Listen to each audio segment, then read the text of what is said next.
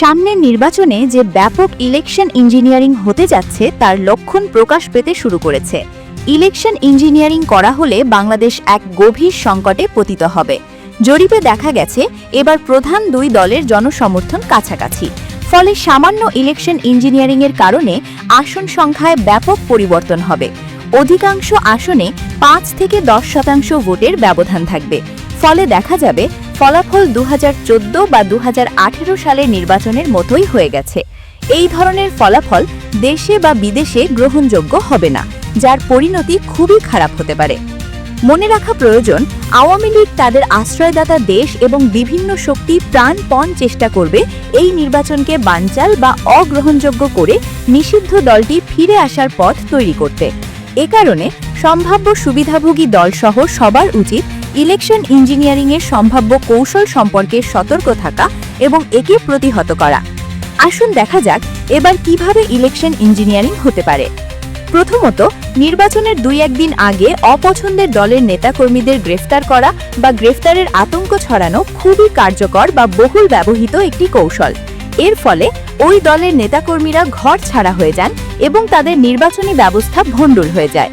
সব জায়গায় ভীতি ছড়িয়ে পড়ে, তারা কেন্দ্রে এজেন্ট দিতে পারে না এবং তাদের সমর্থক অনেক ভোটার ভোট দিতে যায় না। এই ঘটনাটি এত দ্রুত এবং সম্মিলিত ও সমন্বিতভাবে করা হয় যে সবাই হতভম্ব হয়ে পড়ে। এই পদ্ধতিতে ইঞ্জিনিয়ারিং করলে অনেক ক্ষেত্রেই তার কোনো প্রমাণ থাকে না এবং সুষ্ঠু নির্বাচন হিসেবে গ্রহণযোগ্যতা পায়। ২০০৮ সালের নির্বাচনে এই পদ্ধতির ব্যাপক প্রয়োগ হয়েছিল। দ্বিতীয়ত, নির্বাচনের দিন কেন্দ্র দখল, বিশেষ কোনো দলের সমর্থক ও স্বল্পলঘু ভোটারদের কেন্দ্রে আসতে না দেওয়া, কেন্দ্র থেকে এজেন্ট বের করে দেওয়া, এসব উপায়ে ইলেকশন ইঞ্জিনিয়ারিং করা হয়। এইসব পদ্ধতি সাধারণত অল্প কিছু এলাকায় প্রয়োগ করা হয়, বিশেষ করে যেসব আসনে যেখানে অল্প ভোটের ব্যবধানে জয় পরাজয় নির্ধারণ হওয়ার সম্ভাবনা থাকে। ভোট গণনার সময় ফলাফল পাল্টে দেওয়া একটি প্রচলিত পদ্ধতি। ভোট গণনার সময় পোলিং এজেন্টদের সরিয়ে দিয়ে এই পদ্ধতি প্রয়োগ করা হয়। পোলিং এজেন্টদের সরানোর জন্য গুজবপূর্ণ আতঙ্ক ছড়ানো হয়ে থাকে, কিছু ক্ষেত্রে বল প্রয়োগও করা হয়। চতুর্থত, রিটার্নিং অফিসারের কাছে পাঠানোর সময় কেন্দ্রের ফলাফল পরিবর্তন করে দেওয়া হতে পারে। প্রতিটি আসনে প্রায় ১৫০টি ভোট কেন্দ্র থাকে। রিটার্নিং অফিসারের কাছে ফলাফল আসে অনেক রাতে। এজেন্টরা তখন খুব ক্লান্ত থাকেন এবং তাদের মধ্যে সমন্বয়ও ঠিকমতো থাকে না। ফলে এত কেন্দ্রের মধ্যে কিছু কেন্দ্রের ফলাফল পাল্টে দিলে অনেক সময় তা ধরা যায় না। অল্প ভোটের ব্যবধানে জয় পরাজয় নির্ধারিত হওয়ার সম্ভাবনা থাকলে রিটার্নিং অফিসার যোগফলে পরিবর্তন করে পছন্দের প্রার্থীকে নির্বাচিত ঘোষণা করতে পারেন। রিটার্নিং অফিসারদের কাছ থেকে ফলাফল সংগ্রহের জন্য নির্বাচন কমিশন সচিবালয়ে একজন উপসচিবকে দায়িত্ব দেওয়া হয়। তারা টেলিফোনে ফলাফল সংগ্রহ করেন। রিটার্নিং অফিসারের সঙ্গে যোগাসাধ্যে তারা ফল পরিবর্তন করে ফেলতে পারেন। সবচেয়ে শক্তিশালী ইঞ্জিনিয়ারিং করা হয় নির্বাচনের মাসখানেক আগে থেকে।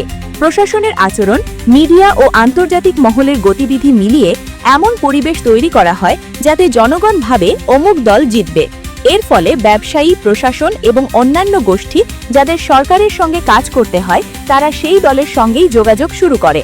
দোদুল্যমান ভোটারদের একটি বড় অংশ তখন সেই দলের দিকেই ঝুঁকে পড়ে। উপরের আলোচনা থেকে দেখা যাচ্ছে ইলেকশন ইঞ্জিনিয়ারিংয়ের ক্ষেত্রে প্রধান ভূমিকা পালন করে রাষ্ট্রযন্ত্র। বাংলাদেশের প্রশাসন ১৫ বছরের বেশি সময় ধরে স্বাধীনভাবে কাজ করতে পারেনি। অন্তর্বর্তীকালীন সরকার প্রশাসনের সংস্কারে কোনো কার্যকর উদ্যোগও নেয়নি।